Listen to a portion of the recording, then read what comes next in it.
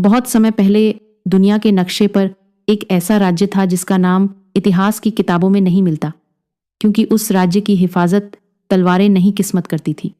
कहते हैं वहां एक राजा था जो अपनी बेटियों को सोने चांदी नहीं बल्कि दुनिया की सबसे अनोखी तालीम देता था। लेकिन किस्मत जब किसी का इम्तिहान लेती है तो ज्ञान भी कम पड़ जाता है।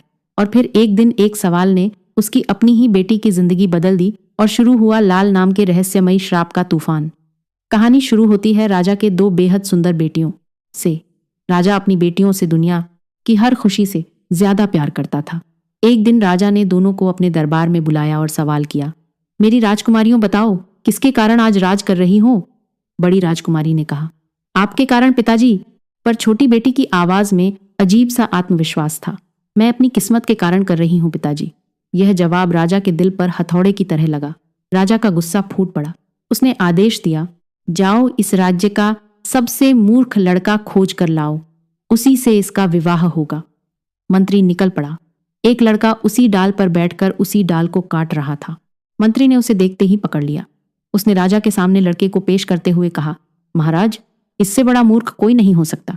यह जिस डाल पर बैठा था उसी को काट रहा था।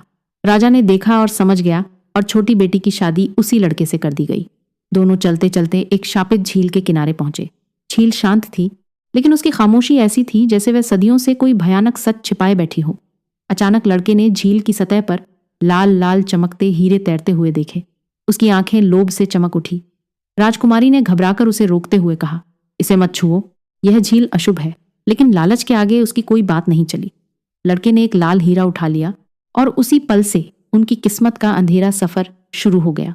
दूसरे राज्य में पहुंचकर वह मूर्ख लड़का राजा के दरबार में दरबान बन गया। एक दिन दरबार में जुए का खेल चला तो उसने वह लाल हीरा दांव पर रख दिया। सबकी आंखें उस लाल की चमक में खो गई और मूर्ख की किस्मत अचानक पलट गई। कुछ ही दिनों में उसने उस लाल से बहुत रुपए जीत लिए। दरबारियों की ईर्ष्या भड़क उठी और यह बात राजा तक पहुंची। राजा ने हीरा देखा तो उसने बिना देर किए हीरा छीन लिया और इसे अपनी बेटी को दे दिया। राजकुमारी ने उस लाल को गले में पहन लिया। उसने एक तोता और मैना पाल रखा था। उसकी पालतू मैना बोली, राजकुमारी, ये लाल तो बेहद सुंदर है। किंतु तोता बोला, तुम क्या जानो, लाल का जोड़ा होता तो और सुंदर लगता। यह सुनकर राजकुमारी के दिल में दूसरा लाल पानी की आग जल उठी।